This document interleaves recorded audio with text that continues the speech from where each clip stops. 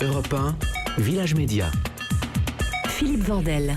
En compagnie de Caroline Delage qui sera tout à l'heure avec nous, donc qui est déjà avec nous mais qui va nous parler tout à l'heure de Haut Tableau, et Top Chef, le grand cuisinier Jean-François Piège avec nous. Il y a une épreuve inédite dans cette saison 13, le show culinaire.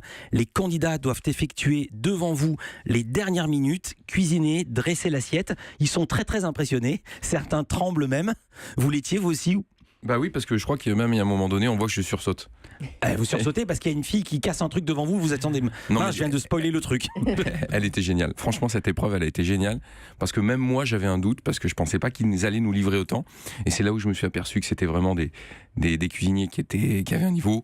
C'est qu'ils se sont appropriés cette épreuve et ils m'ont fait vivre des émotions. C'était dingue. Et vous en perdez la voix même. Ouais, on va entendre un extrait. Avec la neige qu'il y a, on peut comprendre. On dirait que vous revenez du ski. On va entendre un extrait. Adrien qui prépare une recette, comment dire, un peu grasse, qui fait éclater de rire tous les chefs. Du coup, on va venir contrebalancer derrière avec la crème de foie gras. Oh putain, t'as vu tout ce qu'il met? Un petit trait d'huile d'olive. Mais non, il a mis de l'huile d'olive? Ouais, pour apporter un peu de gras, c'était un peu sec. Bon appétit, monsieur Piège. Merci. Et l'appellation? Descendre des montagnes avec ma grand-mère. J'espère qu'il est poète, Jean-François. Comment il fait pour pas rigoler? Ok, très bien. Mais là, vous rigolez, Jean-François Piège. Non, on peut pas, parce que le candidat, lui, il a donné tout ce qu'il avait. Ouais. Si je rigole, je me fous de lui, donc c'est pas le jeu. Attendez, il y a une chose que j'ai pas dite. C'est qu'il cuisine tout ça dans un fromage. Ouais. Déjà, là-bas, c'est un fromage. C'était pas assez gras. C'était pas assez gras. Bon, alors, c'était comment, en vrai? Allez, dites-le. C'était pas terrible, mais je crois que j'en dis pas plus, mais il a pas gagné cette épreuve. Ouais. Mais comment se fait-il qu'il fasse des recettes comme ça alors que c'est du très très haut niveau qui est en compétition dans Parce qu'il a voulu aller jusqu'au bout en se disant les souvenirs, c'est parfois des choses où on tombe juste en cuisine et parfois on tombe pas juste. Ouais. Ce qui lui avait plu dans la cuisine de sa grand-mère ou autre, je sais pas si elle le faisait. Je suis pas sûr que ça marche à la télé et je suis pas sûr que ça marche dans la gastronomie. Voilà. Une des épreuves est supervisée par le chef 3 étoiles Christian Lesquer et il parle du chou-fleur comme s'il s'agissait de la 8e merveille du monde. On s'ennuie jamais avec le chou-fleur. C'est un légume plus compliqué qu'on le pense parce que c'est un légume qui demande de l'audace. J'adore cette phrase, on ne s'ennuie jamais avec le chou-fleur. Vous qui êtes cuisinier, vous confirmez? Il est breton, ça doit être ça. Ils ont dû grandir ensemble. Non mais vous êtes déjà ennuyé avec un chou-fleur, rassurez-moi. Oui, surtout dans mon assiette quand j'étais plus jeune. Question personnelle, vous avez perdu du poids? Oui. Je vous pose la question parce que cette saison dans Top Chef, il y a cette épreuve, cuisiner sans gras. C'est la conséquence de ma perte de poids. Ah oui, mais on peut cuisiner avec de l'eau et du sel? On peut donner de la couleur à la cuisine en cuisinant à l'eau. C'est un peu le sous-titre de cette épreuve. Ouais. C'est-à-dire, dites ça aux gens qui reviennent de la cantine. Quand j'ai fait mon régime, j'avais des contraintes alimentaires qui étaient liées à quelqu'un qui m'a aidé. Et quand j'ai vu ce que j'avais à manger, j'ai dit ça va pas le faire. Et pour ça, j'avais envie de donner de la couleur. Donc j'ai cherché une manière de... Si on cuit un navet dans l'eau, c'est blanc, c'est spongieux, ça a le goût de l'eau, c'est fade et c'est pas très bon. Et ben on peut trouver, en cuisinant à l'eau et du sel, donner de la couleur, faire des navets qui soient caramélisés et fondants.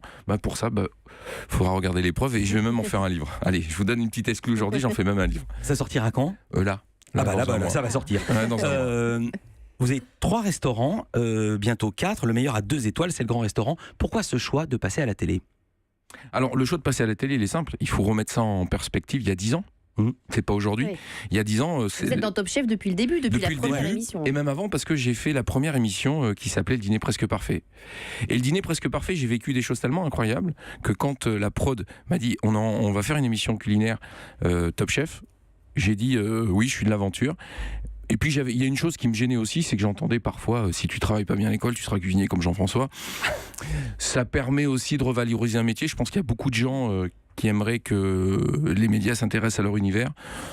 Ce qu'il faut dire aussi, c'est que les formations de cuisine n'étaient pas forcément toutes pleines et qu'elles le sont aujourd'hui. Donc peut-être que on peut trouver des choses négatives, mais moi je vois beaucoup de positifs. Des chefs médiatisés, ça plaisait pas à tout le monde. Je me souviens que dans Marianne, Perico-Légas, le grand critique gastronomique, avait écrit, en parlant de vous, on n'est jamais trahi que par les siens. Oui, c'est vrai. Ouais. Parce qu'il vous aimait beaucoup, mais il n'était pas heureux de vous voir là. Oui, mais après, j'allais dire, il y a ceux qui décident d'être contre, il y a ceux qui décident de positiver. Moi, j'ai décidé de positiver. Je regarde ce que la télé a apporté de bien à notre univers. C'est qu'aujourd'hui, ça donne envie, ça revalorise un métier qui ne l'était pas forcément, en fait. Parce qu'on pense toujours les chefs, mais en fait, une brigade, ça part du commis jusqu'au chef, il faut qu'il y ait tout le monde en fait. Donc tout le monde a sa place, ça nous a permis de valoriser tout le monde et ça on peut tirer un coup de chapeau. Vous avez ouvert le Grand Restaurant à l'automne 2015, vous n'avez pas caché votre ambition obtenir une 3e étoile, vous l'aviez manqué de peu l'an passé alors qu'on disait que c'était fait pour vous, là elles viennent d'être données et vous n'êtes pas dans la liste. Pensez-vous que la télévision, la médiatisation peut porter préjudice? J'en sais rien. Ou ça n'a aucun rapport? Non. Certains le disent. Oui, certains le disent, mais malheureusement... Certains disent qu'ils n'ont pas envie de voter pour quelqu'un qui voit à la télé. Bah peut-être, mais ça on le sait pas, donc j'espère les faire mentir. Oui, donc la saison prochaine. Ah, je reste sur cette médiatisation. Vous aviez dit, à propos de Top Chef, non, c'était il y a 2 semaines, j'y vais pas pour montrer ma tronche. Bah c'est fini ça, j'ai été servi mon ego à la 9e saison, plus 2 saisons avant de... Ça c'est fini, peut-être que cet ego a été servi depuis longtemps. J'y vais parce qu'aujourd'hui je prends du plaisir à le faire.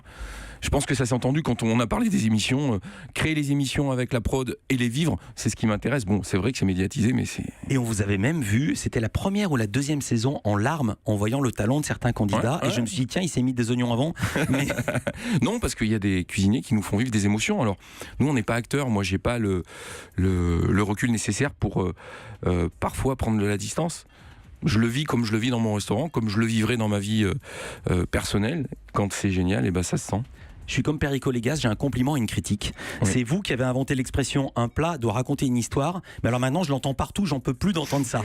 J'ai l'impression que tous les gens racontent leurs histoires avec leur fourneau. Vous êtes d'accord ou pas? Bah, il faut que ce soit la bonne histoire.